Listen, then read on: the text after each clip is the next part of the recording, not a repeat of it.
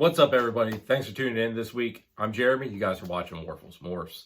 This week's video, it's a cool one. It's going to be another part of our breeding series. It's going to be going over building your own incubator.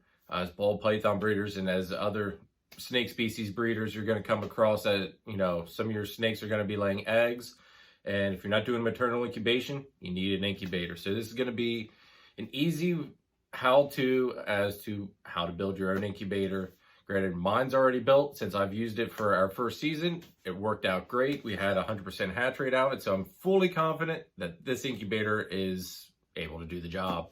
So before we get into the video though, make sure you hit that subscribe button. If you're not subscribed, I think it's like 80% of the viewers on this channel aren't subscribed yet. So hit that subscribe button, everybody. I greatly appreciate it. Hit the notification bell, hit the like button, and don't forget to leave a comment down below. Have you guys built your own incubators? Have you bought your incubators? What is everybody using for incubators? Or do you do the, I think it's pretty cool, the maternal incubation method and just letting the snakes do their own thing. But I'm not going to risk losing clutches trying that. So let's get into this video because it's going to be a fun one.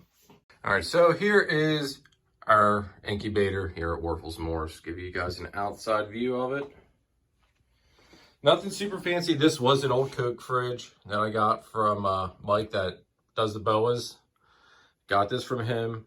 I kind of broke at his pizza shop and he gave me a call and said, "Hey, you need an incubator, don't you?" I said, "Yes, sir, I certainly do." So I went over, picked that sucker right up and went to town with it.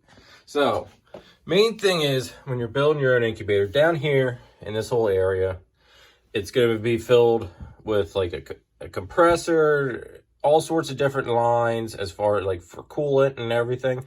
You're going to want to yank that all out. That is useless in my opinion as far as, keeping it there. If you're, making an incubator out of this, you don't need it. It's a bunch of weight you don't need to be trying to move around to begin with. Plus, as you can tell, it makes a nice little storage area. Put my water here, keep my perlite there. And normally I have my tubs there, but for the video, I thought it'd be a nice little thing to go and kind of put them in the incubator just for some looks. But it does make a good storage area. I'm big on trying to make use of every square inch that I can on anything. So that was a nice little area that I thought, it's okay, awesome. I can keep tubs there. I can keep perlite, water, everything I need, I can keep right here. So I pulled all that stuff out. You have to be careful because there are lines that have coolant there, and the coolant is actually kind of hazardous material, I guess you want to say.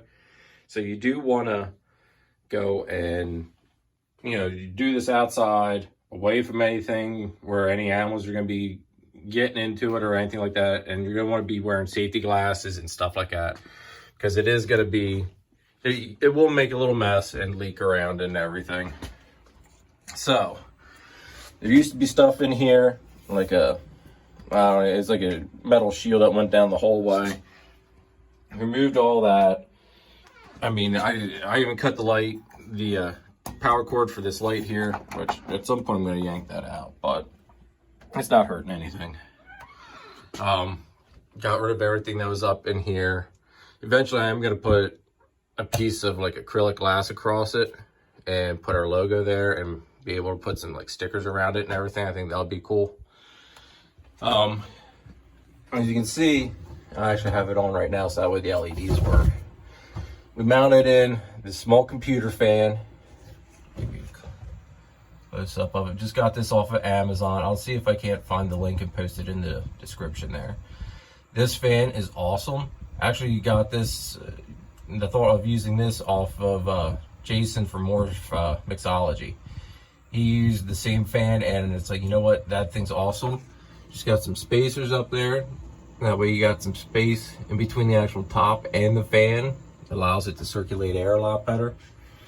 And we're on a second USB cord, which I use for the lights. And big thing is, when you're doing this, you're gonna have to have access into the fridge. So I drilled a hole, actually several holes to make one big hole to run all of my power cords, the power for the heat tape, which is 12 inch, heat tape. Went down one side, all the way down, across the bottom, and up the other side. Basically, that allows me to have full heat on all sides of the tub, essentially. Instead of just having it all on the back. And then the fan there keeps just the air all circulating, so that way it you don't get massively hot up top and then, you know, not the temperature you want at the bottom. It keeps the air circulating. So I have that hole there, and then this is also, so this is the heat tape cord. This cord here is for the probe. I have that going, and that is mounted right here in the middle. I have that mounted on the underside, just that way it's not, the tubs aren't hitting it there. The tubs there. So I put that in the middle because that's going to be the most accurate place to try to get your temp at, is right there in the middle. And like I said, the fan circulates everything around. And you can see there are the LED lights, which I thought that was a nice little touch. I just added those actually. I got those for Christmas. And I thought, you know what? I can use those. So put those up in here just the other day. So when you're doing this and you're removing all the stuff you don't need, because this was actually an enclosed area because this had a fan up in it originally too. You're gonna have all these leftover holes there. I mean, they're just all over the place. What you want to do is go and take some silicone caulking, just plug those holes up. And that's all I did, and it's worked great. This thing holds temperature really, really good. And big thing is where your hole is there, you're gonna want to plug that sucker full of silicone caulking as well, for two reasons. One, you don't want to use spray foam because spray foam will be a pain in the neck to remove if you ever have to replace your fan, or you know, like your heat tape for some reason, or you need to do, like, your probe fails and you need to replace your probe.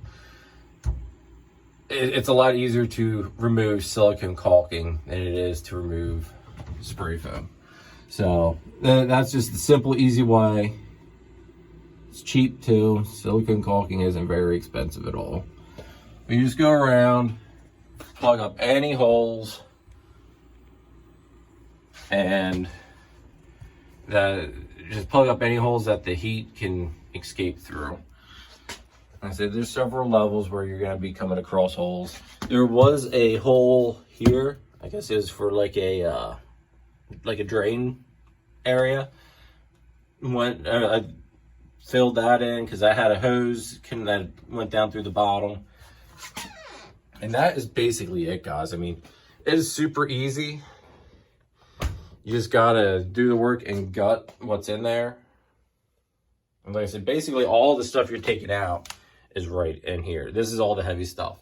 Stuff up where the fan was, up in that area, that's very, very minor and isn't that much. But there again, you know, it is stuff you do need to remove. But big thing is just make sure you plug up all the holes, because any holes that you don't plug is an area where you're going to be losing heat. And let's face it, it's an incubator. You don't want to be losing any of the heat. You want it to keep the heat in as much as possible. So, and you also want to make sure that your door closes nice. That way it's not like, that way it doesn't pop out or not shut the whole way. And on our incubator, I have it hooked up to a Herpstat 1. Now, granted, mind you, I just plugged this in not that long ago. Like, I'm going to say maybe, 10 minutes ago, maybe. And it was at 73 or something like that. And as you can see right now, it's at 82. And so that's warming up quick. That heat tape is actually really hot too when I put my hand on it. But I have our thermostat for the incubator here set at 90. It stays at a pretty consistent temperature of 90. It might go 90 point something, like 90.2 or whatever, but it does not get super high above 90. 90 is basically the threshold. You can go thinner, or you can go a little bit cooler on the temp and like do 89 or 88, you know, whatever you want to do, but you're going to also run into where it's going to take longer for your eggs to hatch. 90 was my happy point, whereby day 55, I had hatchlings pipping and everything like that. So I did like that. So we keep everything at 90 here. And that's going to be it, everybody. Incubators are super simple to build. Just like I said, be careful for down in there because of all this, the refrigerant and stuff. Just be careful taking that out. I suggest wearing glasses so that way nothing gets in your eyes. Wear gloves so that way you don't get cut on anything. But it's super easy to remove all that stuff. Then you can go and give it a cool paint job or something. Match our green room. It's super easy to do this. They're super cheap. A lot of places will basically just give them to you because it costs them to get rid of them. So if you can find a place that's got one broke, don't be afraid to ask them, hey, can I have that? Because probably a lot of them will actually, you're actually probably doing them a favor. So that's it. Super easy to do your own incubator. If you guys have any questions in the comment, let me know in the comments. I have no problem answering them. And that's probably not the easiest thing to try to imagine ripping all that stuff out, but it is super simple. Then also I keep water bottles down there. Those stay in there just because when I open up the incubator and close it, that time it's open, you're going to lose some air, some of that nice warm air. Those water bottles help keep the temperature where it's at. They let the temperature rise back up to where it needs to be a lot quicker. So I suggest keeping some water bottles in there. Also, if your power goes out, it's a little bit of heat source where those water bottles will radiate some heat as well. So it's also a good idea. I probably should have more. Actually, I did have more in, but that's what I just have in there for right now anyway. So that is how you make a Coke fridge into an incubator. Hope you guys enjoyed that. I know it probably would have been a lot more helpful if I actually showed you guys how to do it step by step with removing all that stuff. But when I did it last year, I didn't think ahead. I actually didn't think about doing this YouTube channel at that time. So actually, my buddy Spath, he was on my butt about doing it, but I just didn't do it. Now I'm looking back, it's like, darn it, I should have did that. Anyway, if you guys have any questions, feel free to hit me up. I'm more than willing to help. Hit me up on Instagram, email me, what have you. I have no problem helping you guys out if you're trying to build your own incubator. Also, I should have did it, but do like on how those LED lights give that green glow when I set it on the green. I think it's pretty cool. Anyway, another thing I wanted to mention was we have the remainder.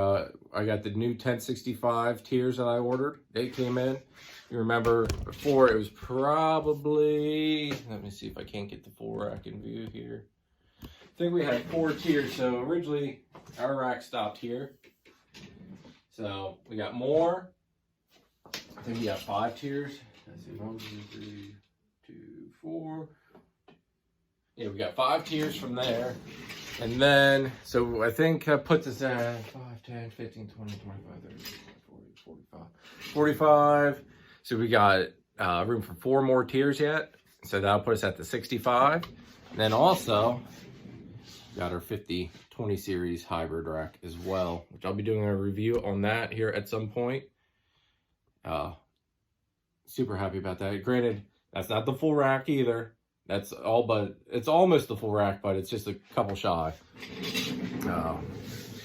Like I said before, I kind of do things maybe a little backwards by just buying the tiers as, however many tiers that I need. But I find that to be useful for me, just because, like, I don't need a full 50/20 at the moment. I didn't need a full 1065 at the moment. Now, as we're getting closer to where our hatchlings are from this year, I'm getting ready for when they're going to be ready to breed, thinking ahead like we always have to be doing in this hobby. I'm getting prepared for when those females that I held back this season, because when I do start breeding them, we're going to be adding 1, 2, 3, 4, 5, 6, 7. 8, 9, 10. We're gonna be adding like 11 clutches. And when they're ready, we're gonna be going from like 4 or 5 clutches to adding 11 on top of that. So we're gonna make a huge jump once those females hit size.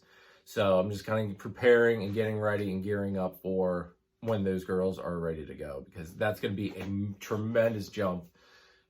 Next thing is probably gonna be, next purchase is gonna be some more tiers for that, for our 55-40 rack, just to get ready for the girls that we're raising up now, and also the remainder tiers for that 1065, so that way that rack's fully ready to go for when all these girls are ready to lay. On top of, we'll probably start getting another one of those racks as well. Just I'd rather have more hatchling space than I need, just that way I'm ready. I don't want to be caught with my pants down on that one. That was a little bit scary thought for this season. So that's gonna be it for this video, everybody. Thank you for tuning in. I appreciate all the support. It's greatly appreciated. And if you haven't already, hit that subscribe button. It doesn't cost you a thing. I greatly appreciate the support. Hit the notification bell, because we're gonna keep rolling on content with this the breeding series that I have going on. Hit that like button because YouTube likes it, and I like it because it gets our stuff out in the algorithm. And leave a comment down below. Let me know, have you guys made your own incubators? Has this video helped you with making that decision, or if you're going to buy or if you're going to build? Let me know what you guys thought about this. And like I said, if you guys need any help with anything, I'm here to help. No problem. And catch you next time. Later.